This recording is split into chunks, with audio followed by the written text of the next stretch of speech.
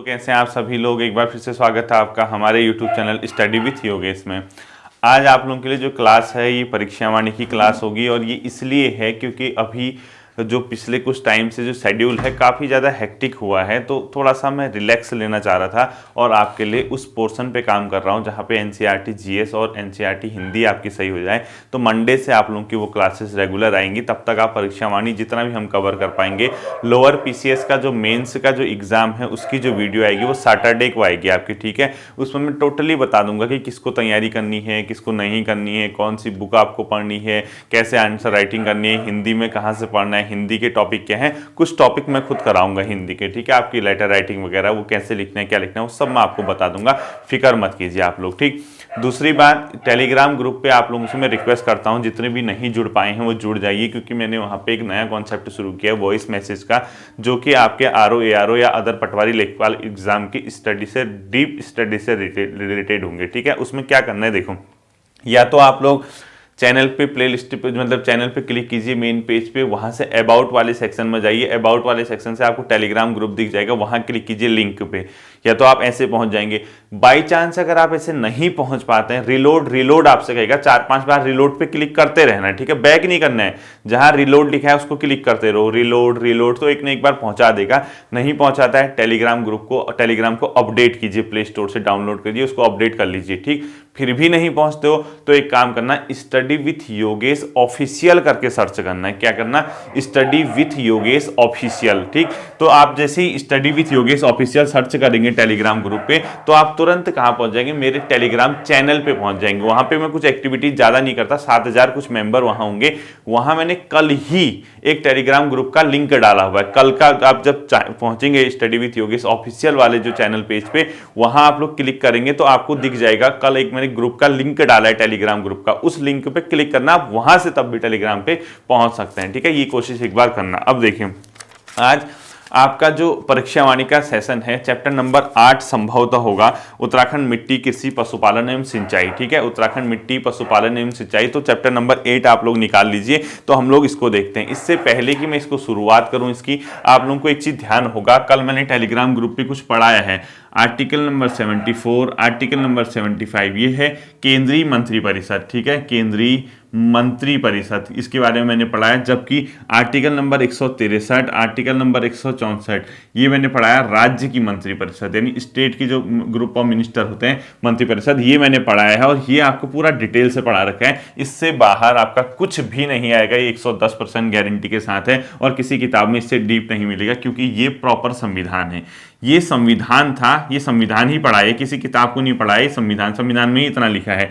इसके अंदर मैंने कुछ चीजें बताई हैं। एक 91st कॉन्स्टिट्यूशनल अमेंडमेंट देख लेना 2003 का, ये मैंने आपको बताया था। और जिसने पढ़ा है टेलीग्राम पे, नहीं सुन पाए वॉइस मैसेज, वो चैनल के कम्युनिटी टैब में जाके देख ले, 2 आर्टिकल मैंने वहां पे डाले हैं। इसके अलावा 42nd कॉन्स्टिट्यूशनल अमेंडमेंट डाला था मैंने, उसमें क्या हुआ था इसके तहत 1976। 44th कॉन्स्टिट्यूशनल अमेंडमेंट डाला है, संविधान संशोधन 1978, इसमें क्या क्या पॉइंट हुए थे मैंने आपको बताया। मतलब ये इसके पॉइंट नहीं, इनसे रिलेटेड क्या पॉइंट है मैंने आपको ये बताया था। आपको ये देखना है कि लोकसभा किसके प्रति मंत्रिपरिषद किसके प्रति उत्तरदायी होती है, इनको शपथ कौन दिलाता है, अधिकतम कितने मेंबर मंत्रिपरिषद में रह सकते हैं, न्यूनतम कितने मेंबर रह सकते हैं, सब कॉन्सेप्ट के सहित मैंने वॉइस में कराया था। बहुत से बच्चों ने इसके नोट्स वगैरह भी बना लिए थे, ठीक है।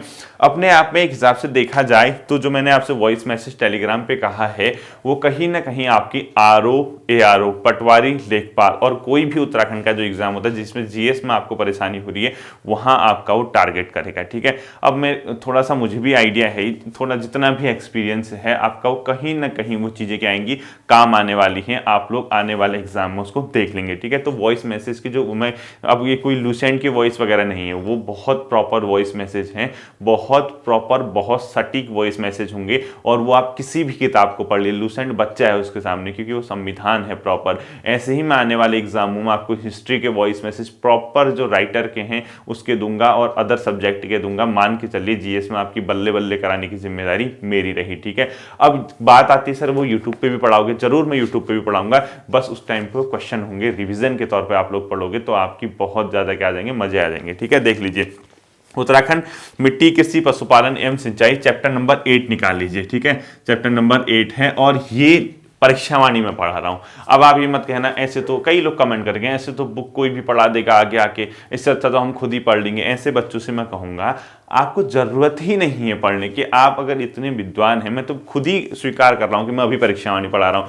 जब मैं परीक्षावाणी पढ़ा रहा हूँ तो इसको परीक्षावाणी तो कहोगे ना, अब इसमें मैं कहाँ से अपने पॉइंट डालूं, है ही परीक्षावाणी भाई, परीक्षावाणी ही पढ़ा रहा हूँ तो परीक्षावाणी ही पढ़ने को मिलेगी, अदर चीज नहीं मिलेगी। ठीक है, अगर आप बुक से पढ़ के कैपेबल हैं, पढ़ने लायक हैं, अगर आपको ये समझ आता है कि हाँ इससे कवर कर सकते हैं तो जरूर आप लोग पढ़ लीजिए। अभी बीपीडीओ का जो पेपर हुआ था 5 दिसंबर की लास्ट शिफ्ट में एक क्वेश्चन आया था उसमें कि किसका बायोडीजल के रूप में प्रयोग किया जाता है, किसके उत्पादन बायोडीजल के लिए किया जाता है। उसमें यहाँ पे जेट्रोफा लिखा है, इसी में लिखा है, एक छोटा सा पॉइंट लिखा है। वहां आधे लोग खोए हुए थे, बेहोश थे, उनको पता ही नहीं कहां से आयोग का स्तर कुछ नहीं, आयोग ऐसे पूछता वैसे पूछता। वो छोटी छोटी चीजों पे ध्यान दिया जाता है, वो आपका ये चेक करेगा कि ये कितना ध्यान से इसको पढ़ता है। ठीक है, देख लीजिए हम लोग इसको करते हैं। इससे पहले की जो वीडियोस नहीं देखी हैं आपने परीक्षावाणी की, नए बच्चे हैं तो प्लेलिस्ट में जाके परीक्षावाणी की 9 वीडियोज आ गई हैं।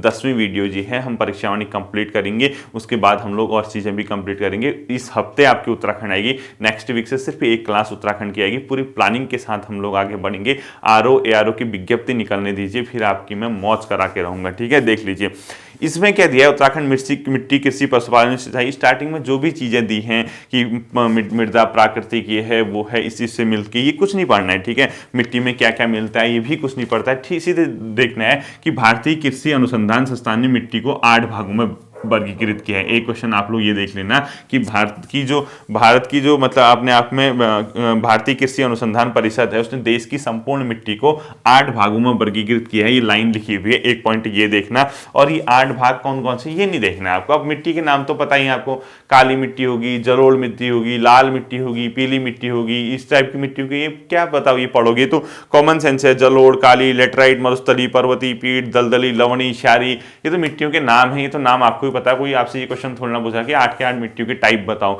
साथ ही साथ जो ये परीक्षावाणी है ये लोअर पीसीएस में भी आपके मेंस में काम आने वाली है, ध्यान रखना। छोटे छोटे पॉइंट पूछता है, 25 शब्दों में, 30 शब्दों में लिखने को, 50 शब्दों में लिखने को, तो इन्हीं से आप लोग लिखोगे।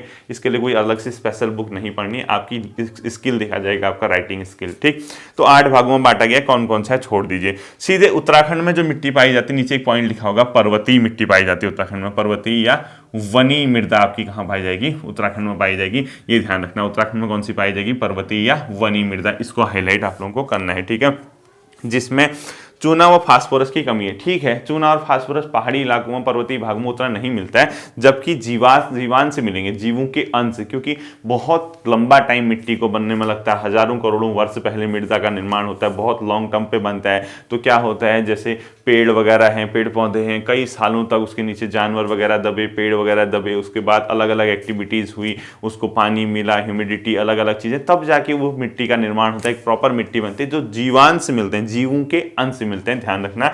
इन प्रकार की मिट्टियों में जीवांश तो मिलेगा, लेकिन आपके अपने आप में जो केमिकल चीजें जैसे फास्फोरस और चूने की इसमें क्या होगी, कमी होगी। ठीक है, यानी कहीं ना कहीं फास्फोरस प्लस चूना ये अपने आप में इसमें कम देखने को मिलेगा, या ना के बराबर इसमें मिलेगा उत्तराखंड में पर्वतीय मृदा के बारे में। एक पॉइंट ये कितने भागों में बांटा गया, उत्तराखंड में कौन सी पाई जाती है, उसमें क्या मिलता है और क्या नहीं मिलता है, इतना आपको देखना है। ठीक है, इसके बाद आप लोग देखिए, उपरोक्त विभाजन से संपूर्ण देश के संदर्भ में कुछ नहीं पढ़ना है हमको। हम उत्तराखंड के वनडे एग्जाम के अकॉर्डिंग या थोड़ा सा अपर पीसीएस या आने वाले पटवारी लेखपाल एग्जाम या दरोगा जो भी पुलिस भर्ती है, फॉरेस्ट गार्ड है, वहां के लिए देख रहे हैं। अब ये देख रहे हैं कि प्रमुख प्रकार, राज्य में अनेक प्रकार की मृदा पाई जाती है, जिसके प्रमुख प्रकार। अब कभी आपसे ये नहीं पूछेगा कि राज्य में कितने प्रकार की मृदा पाई जाती है, क्यों पूछेगा भाई, वो किताब वाले प्रमुख प्रकार लिख रहा है, आपसे थोड़ा ना पूछेगा कि कौन कौन सी मृदा पाई जाती है। ध्यान रहे कि राज्य में पाई जाने वाली मिट्टियों के प्रकार कौन से, सिर्फ नाम याद रखना है कितने प्रकार की पाई जाती नहीं। अब देखिए, मैंने आपको जब उत्तराखंड का मैप बताया था, अगर आपको ध्यान होगा, भौगोलिक विभाजन अगर आप लोगों ने देखा होगा उत्तराखंड का, पुराने इंडिविजुअल टॉपिक सीरीज के अंदर वो वीडियो है, उस भौगोलिक विभाजन के अंदर आपने एक चीज नोट की होगी। मैंने जैसे उत्तराखंड को डिवाइड किया था कंप्लीटली, मैंने आपको पूरा बताया था कि यहाँ इस पोर्शन पे देखना, मैंने यहाँ से शुरू किया था। जैसे आपने पढ़ा बृहद हिमालय, मध्य हिमालय, लघु हिमालय, जो भी पढ़ लेते आप लोग, ठीक है, शिवालिक हिमालय, दून घाटियां, इसके अलावा भाबर, तराई, ऐसे तो पढ़े थे हमने 7-8 भागों में ना, ध्यान होगा आपको, इस प्रकार से हमने पढ़ा। तो इन्हीं की रेंज में कौन सी मिट्टी पाई जाती है, आपको ये ध्यान रखना है। ठीक है, तो सबसे साउथ ईस्ट पोर्शन पे, यानी सबसे नीचे की ओर, ये पाई जाएगी तराई मिट्टी। क्या पाई जाएगी? तराई मिट्टी। आपको इसमें क्या पढ़ना है? कुछ नहीं पढ़ना है। तराई मिट्टी जैसे जो मिट्टियों के प्रकार लिखे हैं ना, ये इनके क्या देखने सीधे किन जिलों में तराई मिट्टी पाई जाती है। अब जो तराई का इलाका होगा भाई, अब ये तो नहीं कहोगे कि बागेश्वर में तराई मिट्टी पाई जाएगी, इतने महामूर्ख तो कोई भी नहीं है। आपको पता है तराई का इलाका कौन सा? हरिद्वार का होगा, उधम सिंह नगर का होगा, यही तो तराई के इलाके हैं ना। और उसके बाद तराई के अलावा आपको भावर में कौन सी मिट्टी पाई जाती है? यानी तराई मृदा के अलावा भावर मिट्टी कौन सी होती है? भावर मिट्टी, ठीक, भावर मिट्टी है, भावर मृदा जो देखना है। इसके अलावा आपको चारागाह मृदा कहाँ पाई जाती है? चारागाह मृदा कहाँ पाई जाती है? इसके बाद आपको देखा है टर्शियरी मिट्टी, टर्शियरी मृदा। इसके बाद देखिए क्वार्ट्ज मृदा जो इसने दिया है, ठीक है। और ये क्योंकि एक ऑथेंटिक बुक मानी जाती है परीक्षावाणी किसी भी एग्जाम में, तो आपको ये क्या मैं आपको बताता हूँ कि इसमें क्या देखना है। ज्वालामुखी मृदा, इसके अलावा इसने दिया है दोमट मृदा भी बताता हूँ, ठीक है, क्वेश्चन क्या आएगा। इसके अलावा भूरी लाल पीली, भूरी लाल व पीली मृदा के बारे में दिया होगा, पीली मृदा के बारे में इसने दिया है। इसके साथ ही इसने लाल मिट्टी, वन की भूरी मिट्टी, लाल मृदा दे रखी है। इसके साथ ही भस्मी, वन की भूरी मिट्टी, भस्मी मिट्टी, उच्चतम पर्वतीय छिछली मिट्टी, उच्च मैदानी मिट्टी और उच्च पर्वतीय मृदा। यानी कहने का मतलब इतने प्रकार की मृदाओं के नाम लिखे हुए हैं। अब आप कहाँ बताओ इतने मिट्टियों के नाम पढ़ते रहोगे, ये मिट्टी वो मिट्टी, ऐसी मिट्टी वैसी मिट्टी, इससे कुछ फर्क नहीं पड़ता है। आपके एग्जामिनर को ये पता है, इसका मैं सिर्फ कॉन्सेप्ट पकड़ूंगा। कॉन्सेप्ट का मतलब वो क्या पूछेगा आप लोगों से कि उत्तराखंड में पाई जाने वाली तराई मृदा किन जिलों से संबंधित है, तराई मृदा में किस चीज की कमी पाई जाती है, तराई मृदा में किस चीज की खेती होती है, ऐसे क्वेश्चन पूछे जाते हैं। तो देखा होगा, देखो तराई मृदा महीन कणों वाली होती है। मैंने जब आपको उत्तराखंड का भौगोलिक विभाजन बताया था, मैंने क्या कहा था, जब पर्वतीय इलाकों से मैदानों की ओर नदियां बह के आती हैं तो अपने साथ क्या लेके आती हैं? मिट्टी, बालू, कंकड़, पत्थर लेके आती हैं। तो जैसे ही प्लेन में आएंगी तो पानी की गति क्या हो जाएगी? धीमी हो जाएगी, क्योंकि प्लेन्स का इलाका फैला इलाका है, तो पानी की गति धीमी होगी। तो अपने साथ क्या लेके, जो कंकड़ पत्थर बालू लेके आई, तो वो वहीं स्टॉप करने लग जाएगी, रोकने लग जाएगी, क्योंकि फोर्स नहीं है पानी में। तो जैसे जैसे पानी आगे बढ़ेगा तो तराई के इलाके में पहुंचेगा तो बहुत पतली महीन कण पहुंचेंगे। तो वो कॉन्सेप्ट है। तो ठीक है, तराई वाले भाग में महीन कण पाए जाएंगे, आपको ये ध्यान रखना है। साथ ही साथ ये अधिक परिपक्व है, मैच्योर मिट्टी है, ठीक है भाई, उतने फेज से होके हुए आ रही है, लास्ट में वहां पे पहुंच रही है, उससे आगे उसको जाना नहीं है, वहीं पे स्टॉप होगी है, वो वहीं पे वो डेवलप होगी। और इसमें क्या पाया जाता है? नाइट्रोजन एंड फास्फोरस की कमी होती है, जबकि ये मिट्टी जो है गन्ने व धान की पैदावार के लिए अच्छी होती है। तो इसीलिए आपने एक चीज ध्यान दिया होगा, जैसे हरिद्वार है, हरिद्वार में क्यों गन्ना इतना अधिक होता है? क्योंकि यहाँ तराई मिट्टी पाई जाती है। उधम सिंह नगर में क्यों इतना धान वगैरह अधिक होता है, यानी चावल वगैरह, ठीक है। तो ये इसीलिए होता है क्योंकि यहाँ कौन सी मिट्टी पाई जाती है? तराई। तो आपको सिर्फ ये याद रखना है, तराई मिट्टी के क्या गुण हैं? एक महीन मिट्टी है, पहला। कौन सी खेती होती है? गन्ना व धान की खेती होती है। किन जिलों में पाई जाएगी? हरिद्वार, उधम सिंह नगर वाले जिलों में पाई जाएगी। इतना ही तो ध्यान रखना है। बताओ, तराई मृदा के बारे में आपसे कोई पूछेगा, क्या आपको लगता है कि आप नहीं कर सकते? बिल्कुल ऐसा नहीं होगा। नाइट्रोजन और फास्फोरस की कमी है, तराई मृदा महीन कण वाली होती है। और कहाँ पाई जाती है? कॉन्सेप्ट ये है क्योंकि तराई का इलाका अपने आप में हरिद्वार और उधम सिंह नगर का है, इसीलिए यहाँ हमेशा आप देखना धान व गेहूं की खेती अधिक होती है। और वो इसीलिए होती है क्योंकि वो तराई मृदा वहां पे पाई जाती है। भावर मृदा, तराई के, जैसे मैंने साउथेस्ट पोर्शन तराई बताया, इसके पहले कौन सा इलाका होगा? भावर होगा। भावर का इलाका क्या होता है? क्योंकि नदियां पहाड़ों से जब शिवालिक से इलाके से आई, ऐसी नदियां बह के आई, इतने ढाल में आई, धीरे धीरे ढाल कम हुई और इस प्लेन की ओर आने लगी। प्लेन की ओर आने लगी, जो कंकड़ पत्थर मिट्टी बहा के लाई थी वो अब यहाँ पे स्टॉप होने लग जाएगा। जैसे ही स्टॉप होने लग जाएगा तो क्योंकि ये पथरीला इलाका है तो कोई खास मिट्टी यहाँ नहीं होगी, तभी तो देखा होगा भावर में कोई ज्यादा उत्पादन नहीं, मतलब उस टाइप का नहीं होता है। तराई में बहुत ज्यादा होता है क्योंकि नमी वगैरह इसमें अच्छा मिल जाता है, ठीक है। तो देखो, भावर मिट्टी कंकड़ों और पत्थरों, मोटे बलुओं की होती है। क्यों? क्योंकि ऊपर से ढाल से आई, यहीं रोक दिया, यहाँ पे रोक दिया, आप आगे बढ़ना है नहीं, तो स्वाभाविक सी बात है कंकड़ बालू पत्थर यहीं अटक जाएंगे। तो ध्यान रखना, भावर मिट्टी की ये विशेषता है कि इसमें कंकड़ बालू पत्थर बहुत मिलते हैं। कंकड़ या बालू पत्थर इसमें क्या है? बहुत ज्यादा मिलते हैं। दूसरा, इसमें मोटे बालू, ठीक है, कृषि के लिए अनुपयुक्त है, कोई फायदेमंद मिट्टी नहीं मानी जाती क्योंकि पत्थरों में कहाँ कृषि होगी, तो सिंपल सी बात है। तीसरी मिट्टी आती है चारागाही मृदा। अभी चारागाही मृदा वगैरह आपका नहीं पूछने वाला, चारागाही नाम से ही लग रहा है चारागाह होता होगा। देखो क्या लिखा है, निचले भाग में जलधाराओं के निकट नदियों या अन्य जल प्रवाहों के तटवर्ती क्षेत्रों में पाई जाती है। मटियार, दोमट, ये कितने विभक्ति किया जाता है? इनको 5 भागों में विभक्ति किया जाता है। तो खाली ये देख लेना, चारागाही मृदा को कितने भागों में विभक्ति किया जाता है? कितने भागों में? 5 भाग में। और कहां पाई जाती है लिख रहे हैं, जो जलधाराओं के निकट नदियों एवं जल प्रवाह की तटवर्ती, जहां जिन भागों में जल वगैरह यानी नदियां बहती हैं उनके प्रवाह वाले क्षेत्रों में, ठीक है। यानी यहां तो पानी स्टॉप हो गया, इससे पहले पहले चारागाही मृदा पाई जाती है। 5 भागों में इसको डिवाइड किया जाता है। कौन कौन से हैं ये भी नहीं पढ़ना है आपको, ठीक है। इसके बाद सीधे आता है आपको टर्शियरी मृदा। कौन सा आता है? टर्सियरी मृदा। टर्सियरी, अब ये टर्सियरी मृदा है, ये मिट्टी शिवालिक की पहाड़ियों तथा दून घाटियों में पाई जाती है। अब कहाँ पाई जाती है ये देखना होगा। अब देखो कैसे डिवाइड किया था हमने कहा सबसे नीचे तराई का भाग है, तराई के ऊपर भाबर का भाग है, ध्यान होगा आप लोगों को, ठीक है। भाबर के ऊपर कौन सा होता है, शिवालिक, और इसके बीच से दून घाटियां, फिर लघु हिमालय। यानी जो शिवालिक और जो दून घाटियां हैं, इन भागों में जो मृदा पाई जाती है ये कौन सी पाई जाती है, टर्सियरी। अगर आपको ध्यान होगा सब भौगोलिक विभाजन में मैंने पढ़ाया था आपको, तो टर्सियरी, वो आपको सिंपल ये ध्यान रखना है कि टर्सियरी मिट्टी किन भागों में पाई जाती है, दून घाटियों में, और दून घाटियों के अलावा किस भागों में पाई जाती है, शिवालिक की घाटियों में, वहां कौन सी पाई जाती है, टर्सियरी पाई जाती है, ठीक है। इनमें वनस्पति एवं जैव पदार्थ की मात्रा कम होती है, लेकिन दून घाटी की मिट्टी में अन्य क्षेत्रों की अपेक्षा वनस्पति के अंश की अधिकता धारण। अब इतना कुछ नहीं पढ़ना है आपको, सिर्फ ये याद रखना है टर्सियरी मृदा कहाँ पाई जाती है, दून घाटियों में और शिवालिक की घाटियों में पाई जाती है, और दूसरा इसमें क्या पाया जाता है, जो जीवाश्म होते हैं, जीवांश होते हैं, वो कम पाए जाते हैं, इतना ध्यान रखना है, ठीक है। इसके बाद आता है आपको क्वार्ट्ज मृदा। कौन सी आती है आपकी, क्वार्ट्ज मृदा, ठीक है, क्वार्ट्ज मृदा। क्वार्ट्ज मृदा के बारे में क्या पढ़ोगे, कहाँ पाई जाती है, लिखा है इसने नैनीताल के भीमताल में ही पाई जाती है। इतना ही आपको ध्यान रखना है कि क्वार्ट्ज मृदा कहाँ पाई जाती है, और ये बहुत पुरानी, हल्की और अनुपजाऊ होती है, कोई फायदेमंद नहीं है, तो क्वेश्चन भी नहीं पूछता है, तो कहाँ पाई जाती है क्वार्ट्ज मृदा, इतना आपको ध्यान में रखना होगा, ठीक है। ज्वालामुखी मृदा, ज्वालामुखी मृदा है क्या भाई, क्या कृषि करोगे ज्वालामुखी मृदा में, ठीक है। ये भी कहाँ पाई जाती है, ज्वालामुखी वाली मृदा, ज्वालामुखी मृदा लिख रहे हैं, ठीक है, ज्वालामुखी मृदा, ये भी नैनीताल के भीमताल में क्या होती है, पाई जाती है ज्वालामुखी मृदा, और भीमताल क्षेत्र में मिट्टी पाई जाती है, कृषि के लिए अनुपयुक्त है, कुछ फायदा नहीं है इनको पढ़ के। आपको तराई देखना है, कहाँ पाया जाता है, उधम सिंह नगर हरिद्वार के इलाके में पाया जाता है, गन्ना और धान के लिए अच्छी होती है। उसके बाद भाबर मृदा उसके ऊपर के इलाकों में पाया जाता है, जहाँ कंकड़ पत्थर मिट्टी होते हैं, तो कोई फायदेमंद नहीं है कृषि के लिए। उसके बाद आपका कौन सी मिट्टी आती है, चारागाही मृदा आती है, जहाँ नदियां वगैरह जलधाराएं होती है, उनके किनारों में पाई जाती है, 5 प्रकार की होती है, उसके अलावा कुछ नहीं पढ़ना है। टर्सियरी मृदा कहाँ पाई जाती है, आपको ये ध्यान रखना है कि मिट्टी शिवालिक और दून घाटियों में पाई जाती है, और कुछ नहीं पढ़ना है। क्वार्ट्ज मृदा आपको क्वार्ट्ज और ज्वालामुखी नैनीताल के भीमताल वाले क्षेत्र में पाई जाती है, दोनों ही कृषि के लिए अनुपयुक्त हैं, इतना आपको देखना है, ठीक है। इसके बाद आता है दोमट मृदा। दोमट तो हमेशा से फेमस रही है, दोमट तो अच्छी खासी मृदा मानी जाती है, दोमट मृदा, ठीक है, ये भी उत्तराखंड में पाई जाती है, कहने का मतलब है शिवालिक पहाड़ियों के निचले ढालों तथा दून घाटी में सहज की उपलब्ध इस मिट्टी में हल्का चिकनापन के साथ साथ चूना, लौह अंश जैव पदार्थ विद्यमान रहते हैं। दोमट मृदा अच्छी होती है, ठीक है, इसमें अच्छा खासा क्या होता है, उत्पादन होता है कृषि कार्य के लिए। तो दोमट मृदा कहाँ पाई जाएगी, तराई भाबर के ऊपर, यानी दोमट कहाँ पाया जाएगा, शिवालिक प्लस दून घाटियों में, दून घाटियों में, ठीक है। शिवालिक व दून की घाटियों में भी कौन सी मृदा पाई जाती है, अपने आप में दोमट मृदा पाई जाती है। और इसमें किस चीज की अधिकता होती है अपने आप में, यह मृदा जो है लोहा, चूना और साथ साथ चिकनापन होता है, ठीक है। लोहा की अधिकता, चूने की अधिकता होती है इसमें, तो ये थोड़ा सा उपजाऊ अपने आप में अच्छी होती है और मृदा के कंपेरिजन में, ठीक है, इतना इसने दिया हुआ है।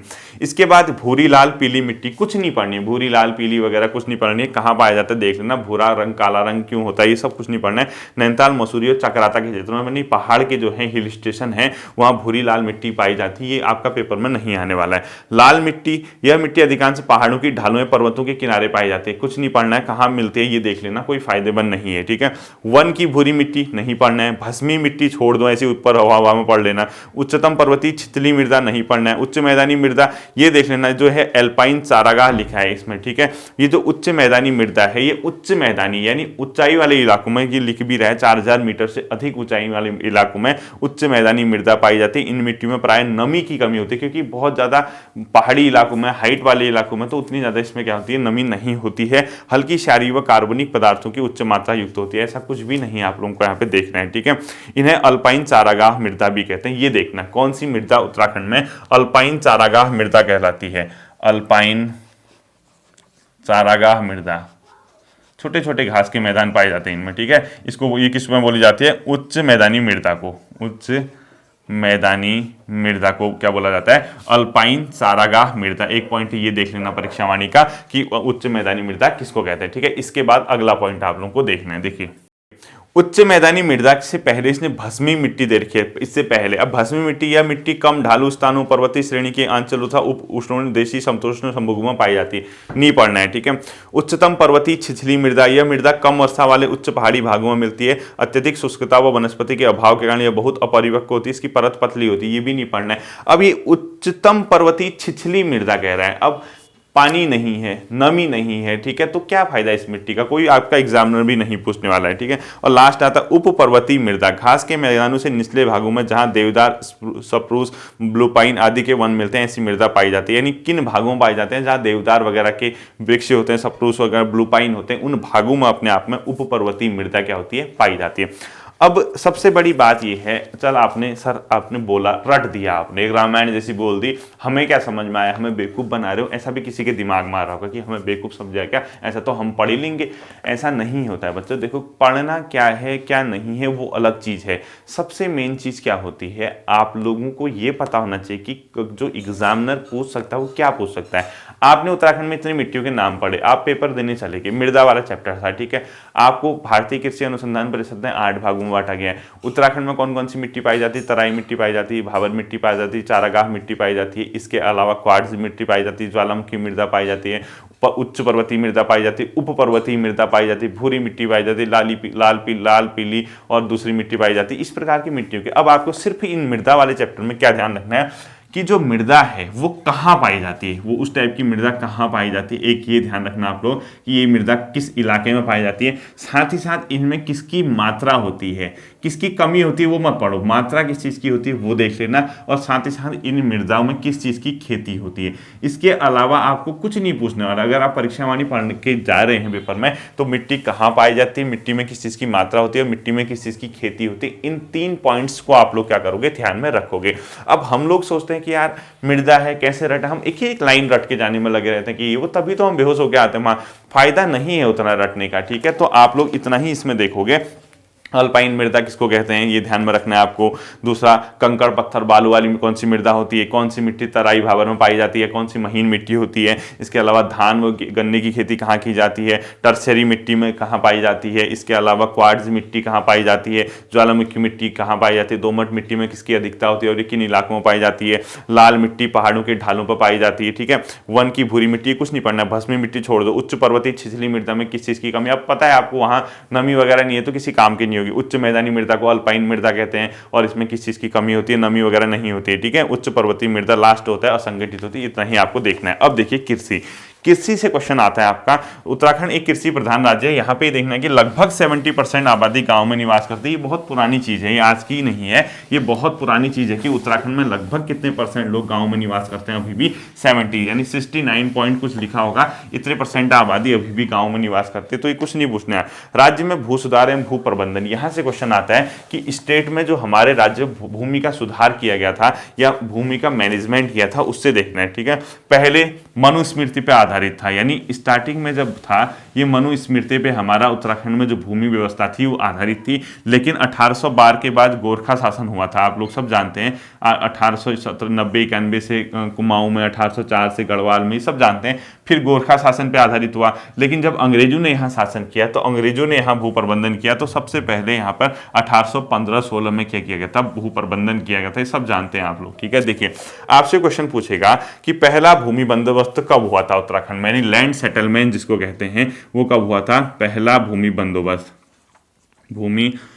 बंदोबस्त कब हुआ था उत्तराखंड में, पहला बंदोबस्त 1815-16 में पहला भूमि बंदोबस्त हुआ था। ये पॉइंट मोस्ट इंपोर्टेंट है, आप लोगों को ये ध्यान में रखना है। और इसके अलावा कुल कितने भूमि बंदोबस्त हुए थे, 12 बंदोबस्त हुए थे आजादी के बाद तक, ठीक है। कुल कितने लिख रहा है, 12 बंदोबस्त हुए थे। एक तो आपका 1928 तक 11 हुए थे, एक आजादी के बाद हुआ था, ये बताता है, ये नोट करना है, ठीक है। पहला कुमाऊं में जो भू बंदोबस्त हुआ था 1815 में, किसके समय में था, गार्डनर के टाइम पे। ये क्वेश्चन बहुत फेमस क्वेश्चन है। कुमाऊं का पहला भू बंदोबस्त किसके समय में हुआ था, 1815 में, गार्डनर के समय में। जबकि 1800 ये किसका हुआ था, 1815 में गार्डनर के नियंत्रण में कुमाऊं में, और 1816 में दूसरा हुआ था ट्रेल के नेतृत्व में। ट्रेल थे इनके कमिश्नर, ये कहाँ हुआ था, गढ़वाल में, ठीक है। ये क्वेश्चन आता है आपका कि कुमाऊं का पहला भू बंदोबस्त किसके नेतृत्व में हुआ था, गार्डनर के, पहला कमिश्नर भी यही था। जबकि ट्रेल के नेतृत्व में भू बंदोबस्त कहाँ हुआ था, पहला गढ़वाल में। ये दोनों ही पॉइंट आपको याद रखने हैं, ध्यान रखने हैं। अब इसने लिखा है कि भू राजस्व की मद 85.195 रुपये तय की गई थी। अब देखिए मैं आपको बता रहा हूँ, यूके SSC की अगर आप तैयारी कर रहे हैं, कोई भरोसा नहीं कि आपसे यही क्वेश्चन पूछ दे। ये क्या पूछेगा कोई नहीं जानता। आप पहला और दूसरा भू बंदोबस्त पढ़ने लग गए और वहां पेपर में आ गया कि पहला जो भू बंदोबस्त हुआ था उसमें राजस्व की मद कितने रुपए रखी गई थी, 85 पॉइंट इतना, 86 पॉइंट, ये पेपर बनाने वाले क्या पता नहीं क्या सोचते हैं, किस हिसाब से पेपर बना दें। तो आपको ये भी याद रखना है कि 85.195 रुपए क्या रखी गई थी, भू राजस्व की मद रखी गई थी। ये ध्यान रखना है 85.195 रुपए, ठीक है, कुछ भरोसा नहीं है, ये भू राजस्व की मद रखी गई थी, ये आपको ध्यान में रखना है, ठीक है। इसके बाद ब्रिटिश काल का नौवां व सबसे महत्वपूर्ण भू बंदोबस्त 1863 से 73 में होता, जो कि विकेट व्यवस्था की अध्यक्षता में हुआ था, जिसको विकेट बंदोबस्त कहते हैं। ये फेमस ही है अपने आप में, ठीक है। ये परीक्षा वाणी के अनुसार विकेट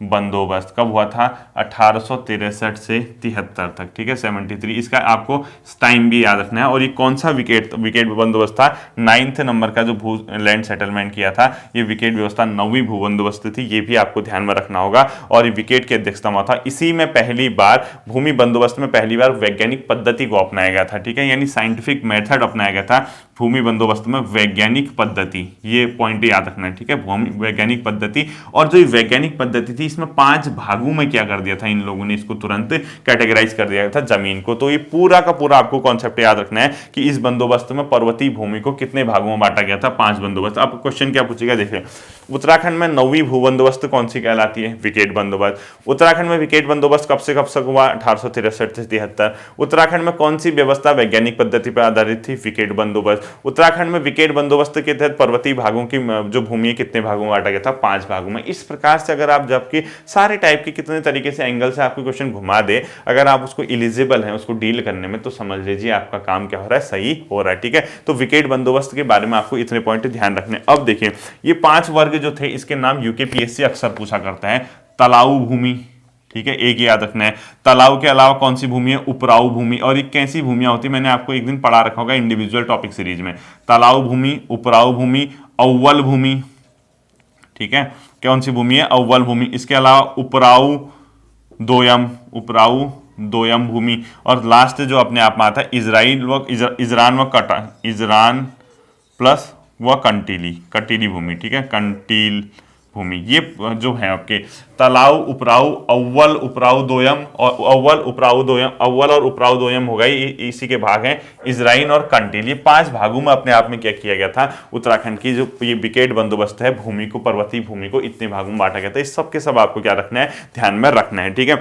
इसके बाद देख लीजिए भूमि की सटीक लेखा जोखा, खसरा खतौनी कुछ नहीं बना। ब्रिटिश शासनकाल का 11वां अंतिम बंदोबस्त जो बोला जाता है 1928 में इबटसन के टाइम में हुआ था, ठीक है। अंतिम भू बंदोबस्त जो था इबटसन के टाइम में 11th नंबर का था, 11th नंबर में इबटसन की व्यवस्था थी, 1928 में हुई थी, जो कि ब्रिटिश कालीन अंतिम थी। फिर स्वतंत्रता के बाद हुई होगी वो अलग चीज है। और स्वतंत्रता के बाद दे रहा कि 1960 से 1964, ठीक है, 1960 से 1964 में जो हुई थी, इसके बाद की जो भू बंदोबस्त था ये हुआ था।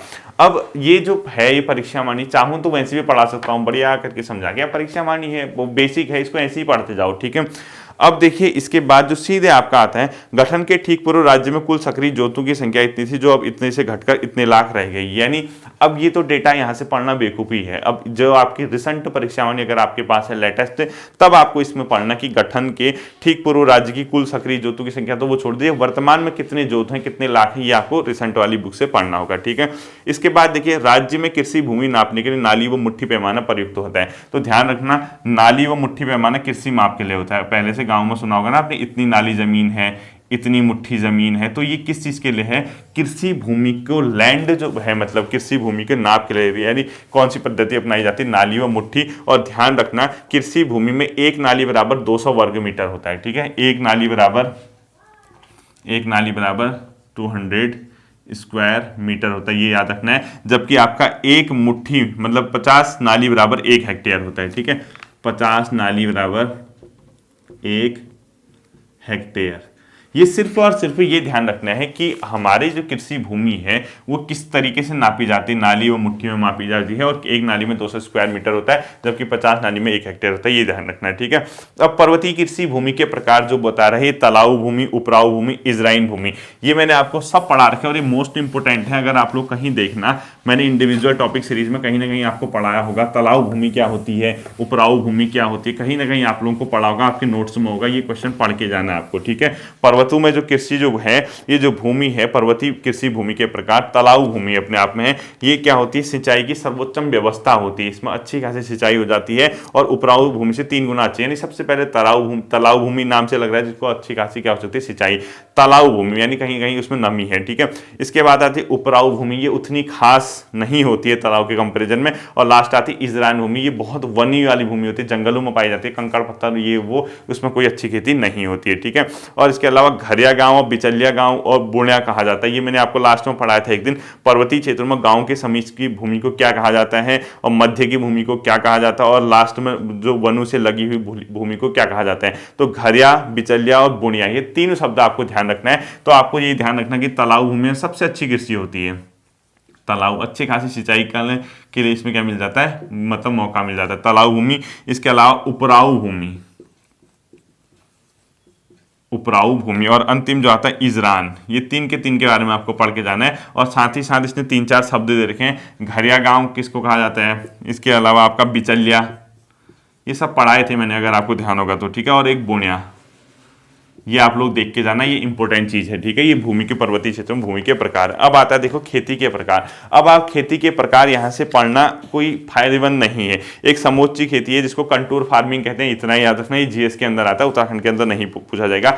समोच्ची खेती को कंटूर खेती भी कहते हैं। एक जो खेत होते हैं सीढ़ीदार खेत अलग तरीके से होते हैं, सीढ़ी नुमा खेती, एक कंटूर, ये अपने आप में समोच्च खेती होती है और जिसमें 2 बिंदुओं को मिलाने वाली खेती होती है। कुछ नहीं आपका पेपर में पूछने वाला है यहाँ से, ठीक है।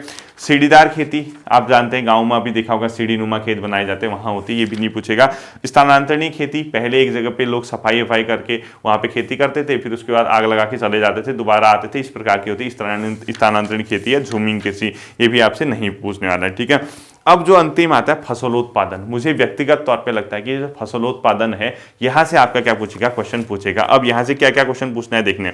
रबी की फसल कौन सी है उत्तराखंड में, रबी की फसल कब से कब तक होती है और कौन सी फसल रबी फसल के अंतर्गत आते हैं, कब बुआई होती है रबी फसल की और कौन से फसल रबी। देखो अक्टूबर से दिसंबर के मध्य इनका काम चलता है, अक्टूबर में बुआई, दिसंबर जनवरी में काटना। और गेहूं, जौ, चना, मटर, मसूर, सरसों, अलसी, आलू सब रबी की फसल है। दूसरा, इसके अलावा आपको खरीफ की फसल देखनी है, मई से जुलाई के मध्य इनकी खेती होती है और इसमें चावल, कोदो, कौड़ी, मंडुआ, झंगोरा, मक्का, चौलाई, उड़द, तिल, राजमा, मूंग, बाजरा, ये मोस्ट इंपोर्टेंट चीज है। उत्तराखंड में रबी की फसल में कौन कौन सी खेती होती है, उत्तराखंड में खरीफ की फसल में कौन कौन सी खेती होती है, ये दोनों ही चीजें आपको क्या करनी होगी, ध्यान में रखनी होगी।